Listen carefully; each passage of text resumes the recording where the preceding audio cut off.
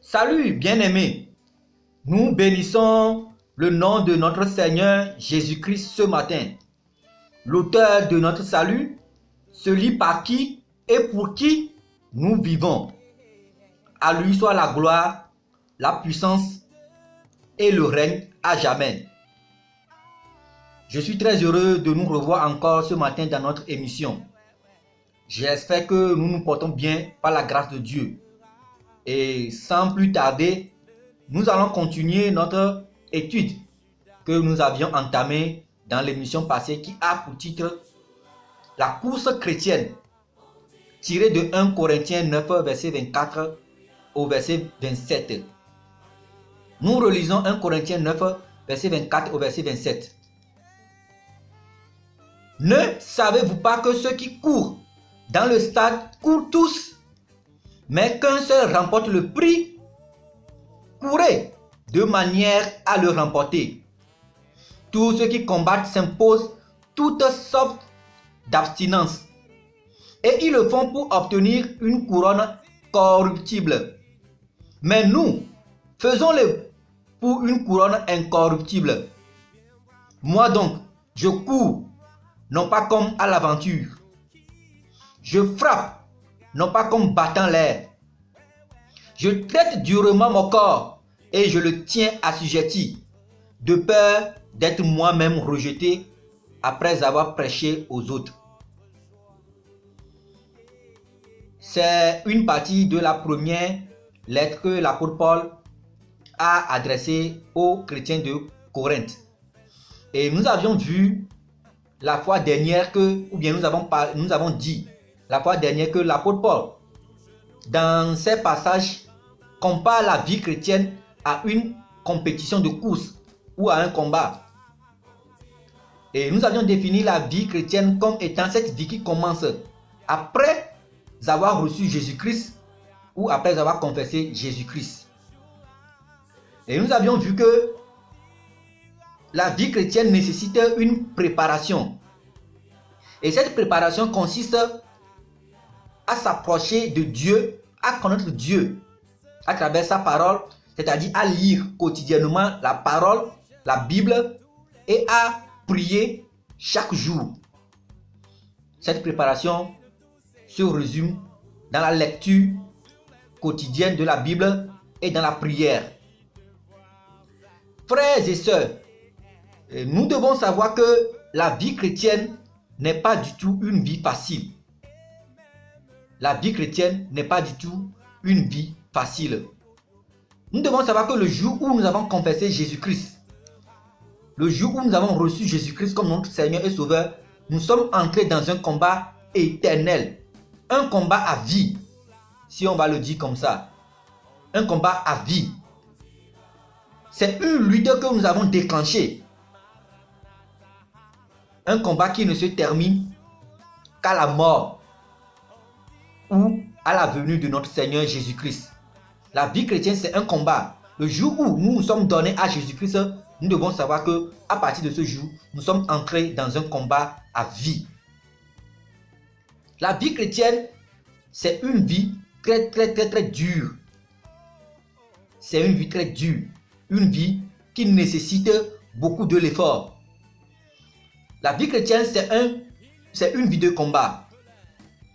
Depuis que j'ai commencé à lire la Bible, depuis que j'ai commencé à méditer la parole de Dieu, je n'ai jamais vu ou je n'ai jamais lu aucun passage qui parle d'une vie facile en Christ. Aucun passage de la Bible ne décrit la vie chrétienne comme étant une vie facile, une vie aisée. Non.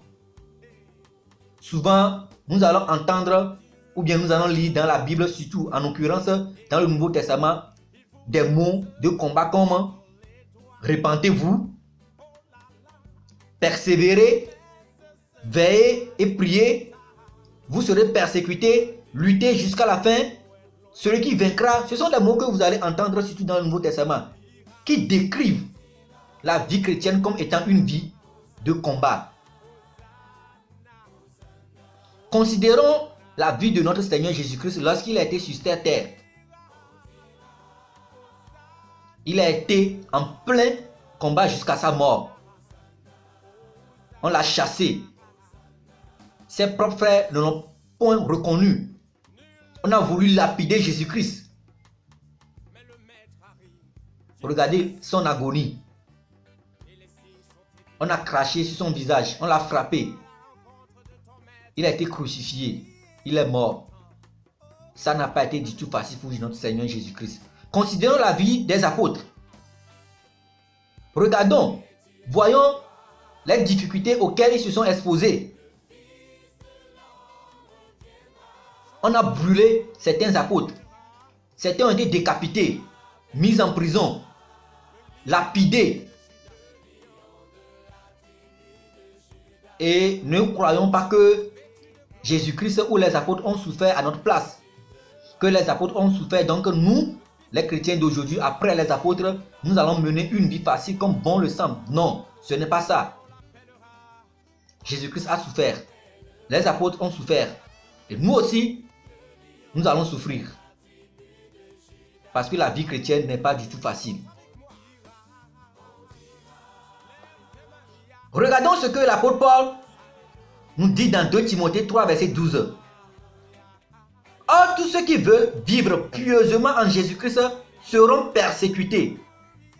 L'apôtre Paul veut dire tout simplement que tous ceux qui veulent être fidèles à Jésus-Christ dans ce monde pervers, tous ceux qui veulent s'attacher, marcher dans la fidélité, dans la crainte de Dieu avec Jésus-Christ dans ce monde pervers vont souffrir.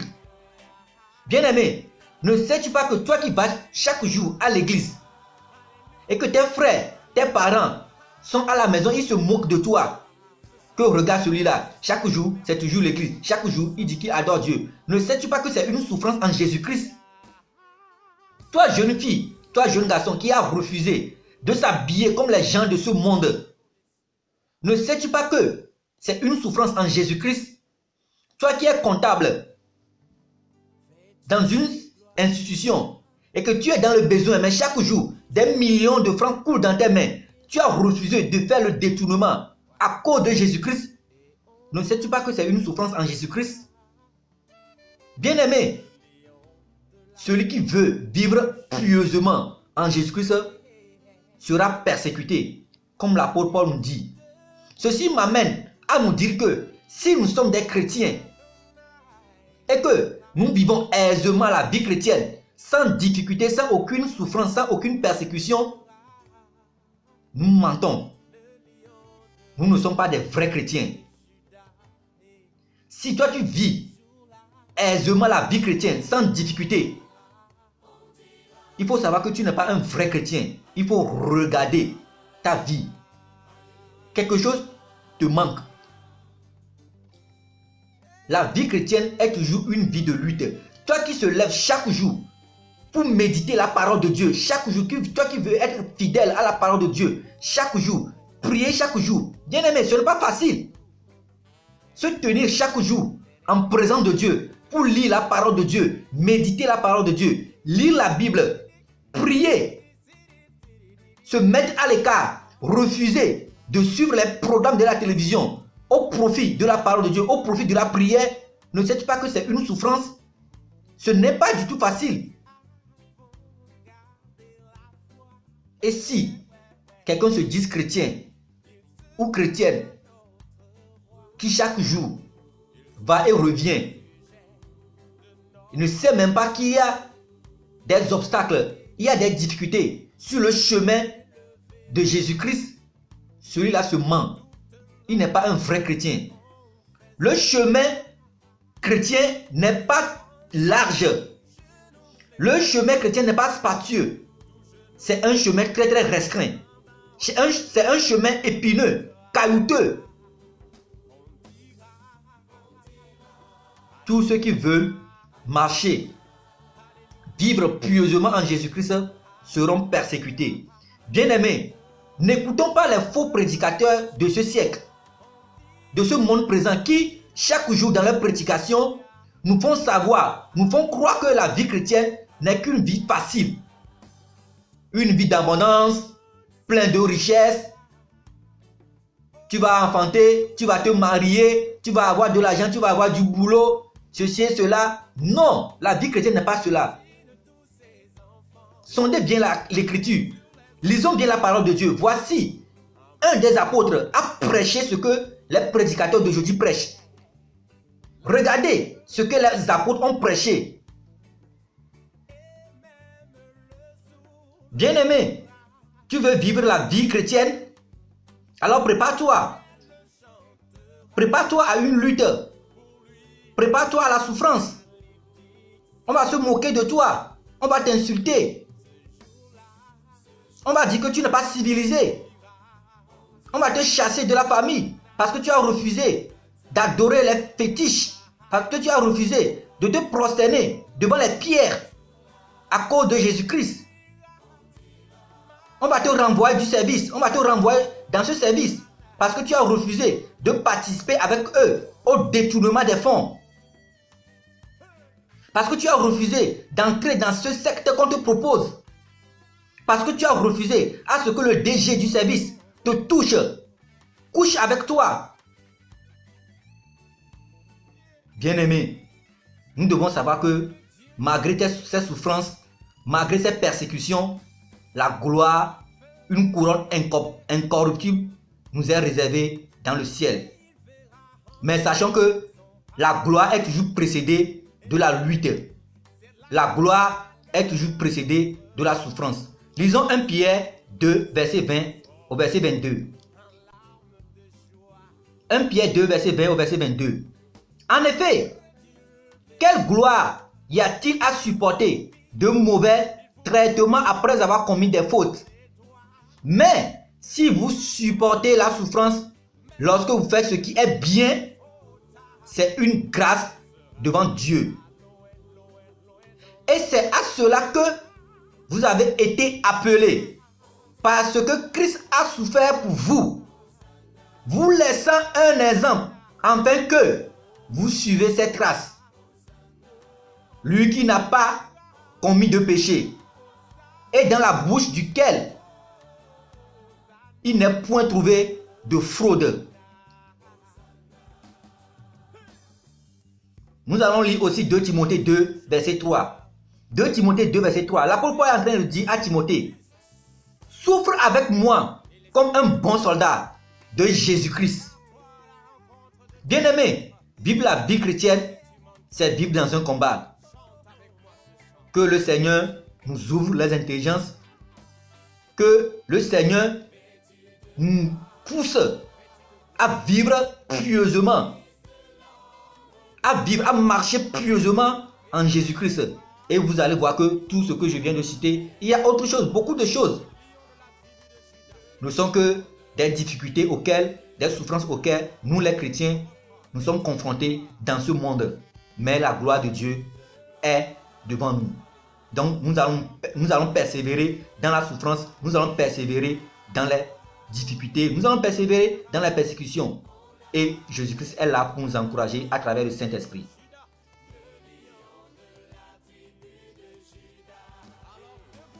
Nous allons continuer notre étude avec le point B qui nous demande à savoir c'est quoi l'abstinence dans la vie chrétienne. C'est quoi l'abstinence dans la vie chrétienne? Et le verset qui nous demande de nous abstenir se trouve dans 1 Thessaloniciens 5, verset 22. 1 Thessaloniciens 5, verset 22. Abstenez-vous de toute espèce de mal. Relisons. Abstenez-vous de toute espèce de mal. Et nous avions défini l'abstinence comme le fait de ne pas prendre part à quelque chose ou le refus de ne pas faire quelque chose. Bien-aimés en Jésus-Christ, nous les chrétiens d'aujourd'hui, nous avons oublié une chose. Nous les chrétiens de ce siècle, nous avons oublié une chose. Et ce que nous avons oublié, c'est que nous avons ignoré, nous avons oublié que la vie chrétienne demande de l'abstinence dans plusieurs choses. La vie chrétienne nécessite de l'abstinence.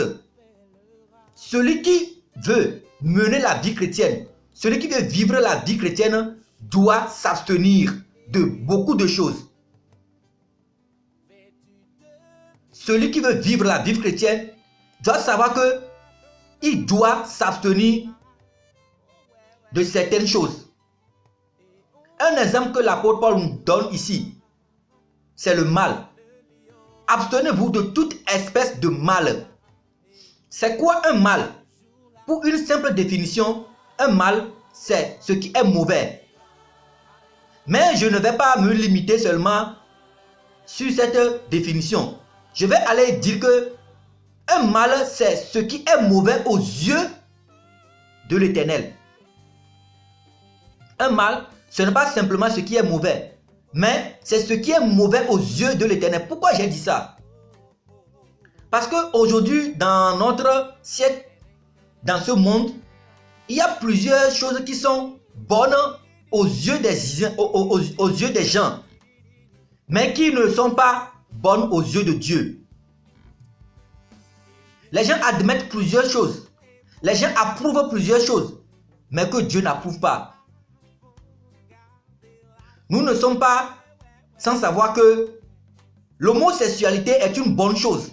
Dans certains pays, certains dirigeants même, certains États même ont adopté la loi pour l'homosexualité. Certains dirigeants approuvent l'homosexualité.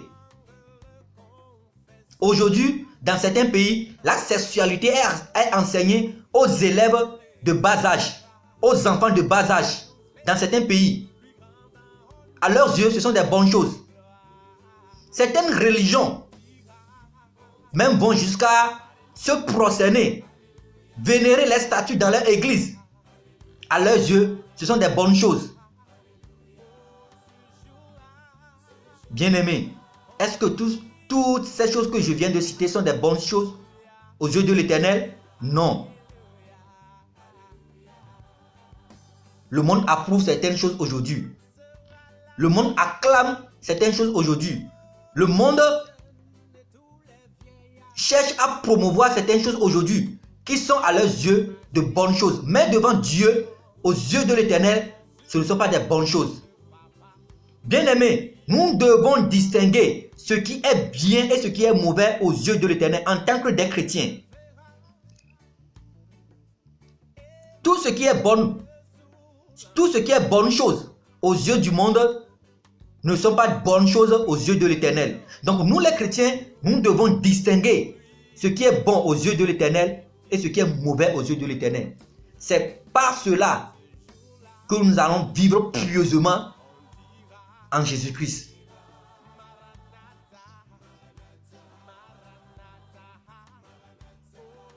Si nous voulons réussir notre vie chrétienne, nous devons nous abstenir du mal. Refuser de faire ce qui est mauvais. Bien-aimés, le mal existe sous plusieurs formes.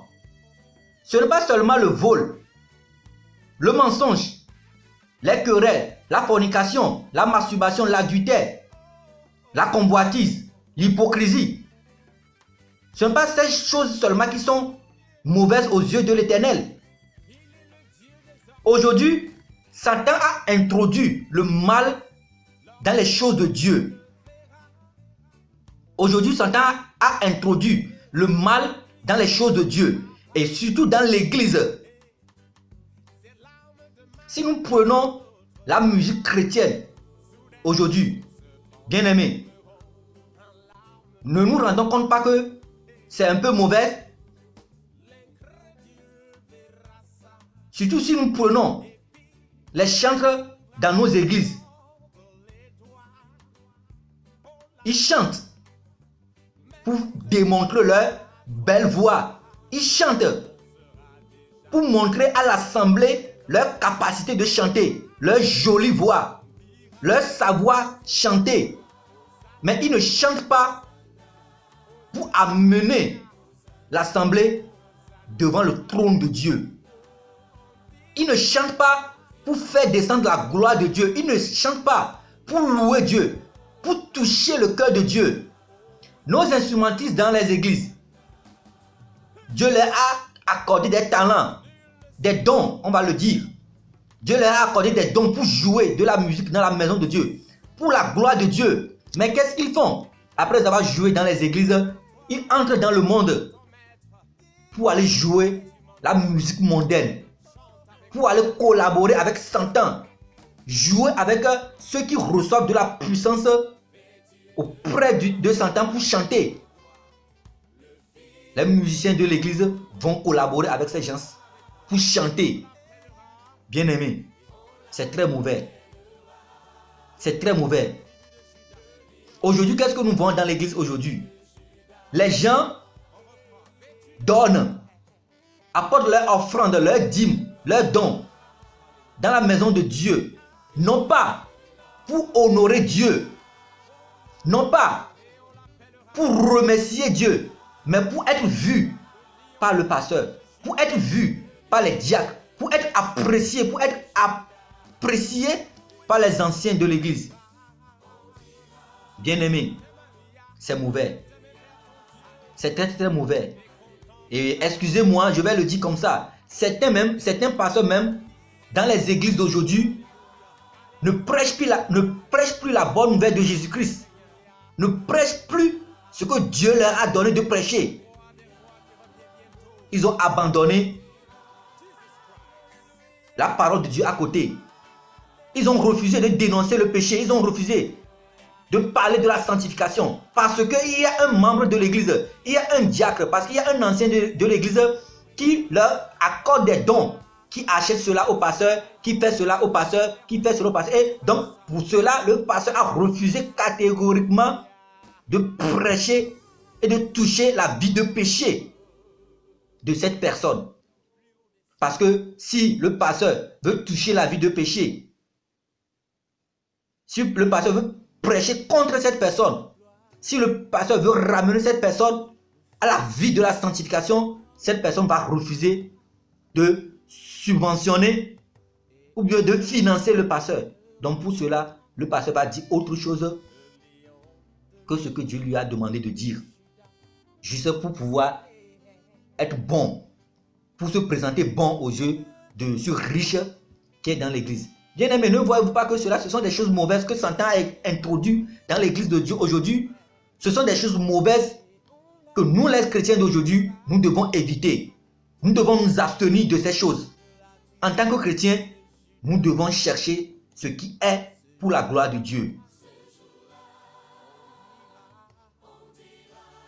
Bien-aimés, est-ce que nous savons que c'est à cause du mal que Dieu regretta d'avoir fait l'homme sur la terre?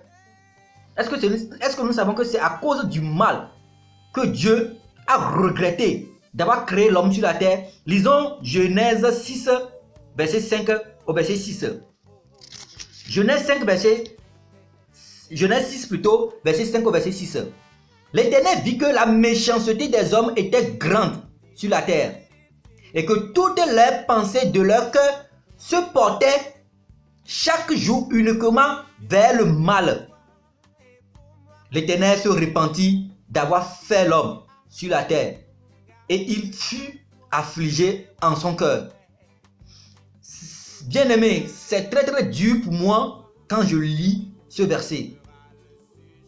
Dieu a regretté à cause du mal de l'homme de l'avoir créé. Dieu a regretté d'avoir créé l'homme à cause de la méchanceté, à cause des mauvaises actions que l'homme est en train de faire sur la terre chaque jour. Le cœur de l'homme s'est tourné vers le mal. Bien-aimé, qu'en est-il pour moi et pour toi?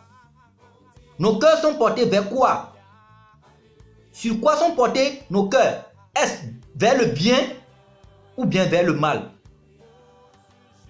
Tournons nos cœurs vers ce qui est bien. Recherchons ce qui est bon aux yeux de l'Éternel. Faisons ce qui plaît à Dieu et non pas ce qui plaît aux hommes. Que Dieu nous bénisse. Nous qui suivons cette émission, que Dieu nous aide à marcher avec lui, à vivre pieusement avec lui. Parce qu'il y a une récompense après la lutte. Et si Dieu le permet, c'est ce que nous allons voir dans l'émission prochaine pour terminer cette étude. Nous allons parler de la couronne incorruptible que nous allons recevoir si et seulement si nous avons combattu le bon combat. Si et seulement si nous avons gardé la foi jusqu'au retour de notre Seigneur Jésus-Christ. Que Dieu nous bénisse. Shalom à tous.